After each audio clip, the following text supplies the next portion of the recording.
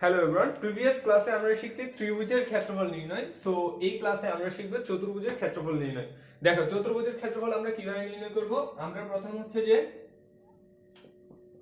Half, তারপর কি চতুর্ভুজের ক্ষেত্রফল গঠিত হওয়ার একটা চতুর্ভুজ গঠিত হওয়ার জন্য চারটা বিন্দু লাগবে, x1 y1 x2 y2 x3 y3 x4 y4।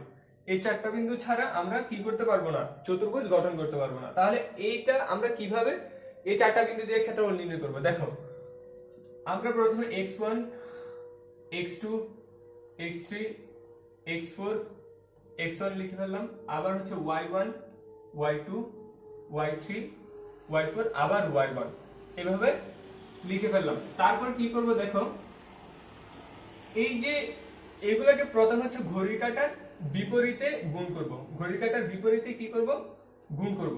গুণ করার সময় আমরা হচ্ছে প্রত্যেকটা গুণফল হচ্ছে যে যোগ করব। দেখো x1 y2 x1 y2 plus হচ্ছে x2 y3 x2 y3 plus x3 y4 x3 y4 plus হচ্ছে যে x4 y1 x4 y1। এবার হচ্ছে ঘড়ি কাঁটার দিকে গুণ করা শেষ। এবার হচ্ছে আমরা ঘড়ি কাঁটার বিপরীতে গুণ করা শেষ। এবার ঘড়ি কাঁটার দিকে গুণ করব। ঘড়ি কাঁটার দিকে গুণ করার সময় প্রত্যেকটা গুণফলের সামনে মাইনাস দিব আমরা। So minus x1 y4 x1 y4 minus হচ্ছে x4 y3 x4 y3 x4 y3।